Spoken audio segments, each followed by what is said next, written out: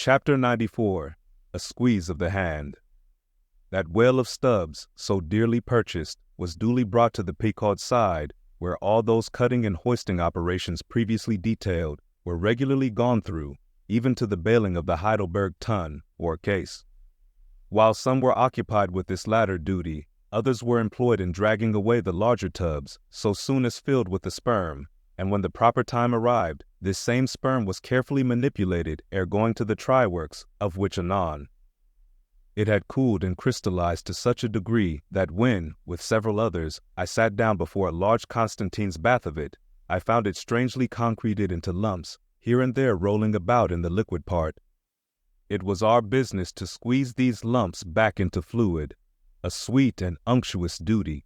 No wonder that in old times this sperm was such a favorite cosmetic, such a clearer, such a sweetener, such a softener, such a delicious mollifier. After having my hands in it for only a few minutes, my fingers felt like eels and began, as it were, to serpentine and spiralize. As I sat there at my ease, cross-legged on the deck, after the bitter exertion at the windlass, under a blue tranquil sky, the ship under indolent sail, and gliding so serenely along, as I bathed my hands among those soft, gentle globules of infiltrated tissues, woven almost within the hour, as they richly broke to my fingers, and discharged all their opulence, like fully ripe grapes their wine, as I snuffed up that uncontaminated aroma, literally and truly, like the smell of spring violets, I declare to you that for the time I lived as in a musky meadow. I forgot all about our horrible oath. In that inexpressible sperm, I washed my hands and my heart of it. I almost began to credit the old Paracelsan superstition that sperm is of rare virtue in allaying the heat of anger. While bathing in that bath, I felt divinely free from all ill will or petulance or malice of any sort whatsoever. Squeeze, squeeze, squeeze, all the morning long. I squeezed that sperm till I myself almost melted into it. I squeezed that sperm till a strange sort of insanity came over me, and I found myself unwittingly squeezing my co-laborers' hands in it, mistaking their hands for the gentle globules. Such an abounding, affectionate, friendly, loving feeling did this avocation beget, that at last I was continually squeezing their hands and looking up into their eyes sentimentally, as much as to say, "Oh, my dear fellow beings, why should we longer cherish any social acerbities or know the slightest ill humor or envy? Come, let us squeeze hands all round. Nay, let us all squeeze ourselves into each other. Let us squeeze ourselves universally into the very milk and sperm of kindness. Would that I could keep squeezing that sperm forever. For now, since by many prolonged, repeated experiences, I have perceived that in all cases man must eventually lower, or at least shift, his conceit of attainable felicity, not placing it anywhere in the intellect or the fancy, but in the wife, the heart, the bed, the table, the saddle, the fireside, the country. Now that I have perceived all this, I am ready to squeeze case eternally. In thoughts of the visions of the night, I saw long rows of angels in paradise, each with his hands in a jar of spermaceti.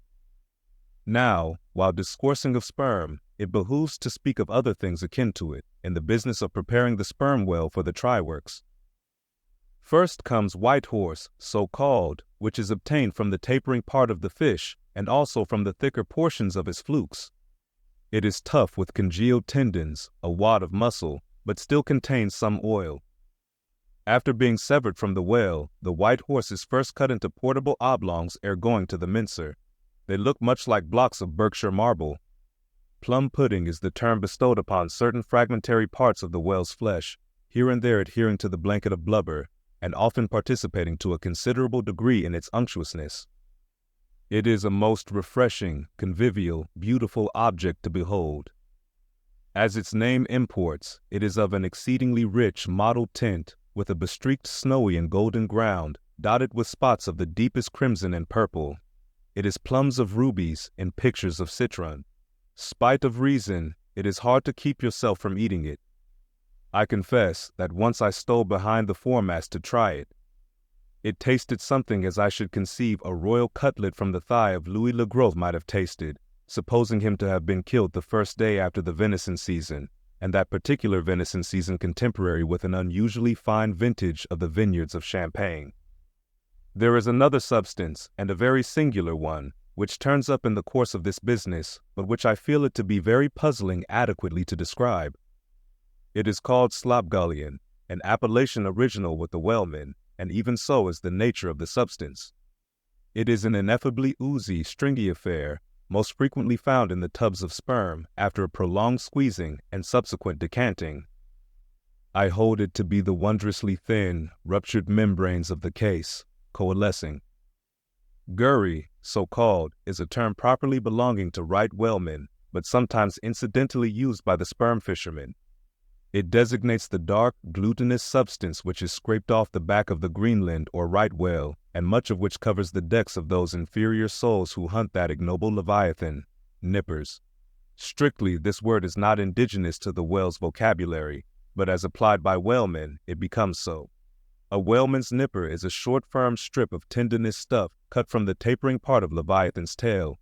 It averages an inch in thickness, and for the rest, is about the size of the iron part of a hoe. Edgewise moved along the oily deck, it operates like a leathern squilgee, and by nameless blandishments, as of magic, allures along with it all impurities.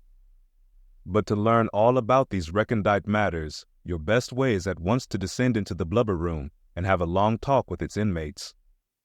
This place has previously been mentioned as the receptacle for the blanket pieces when stripped and hoisted from the whale. When the proper time arrives for cutting up its contents, this apartment is a scene of terror to all Taros, especially by night.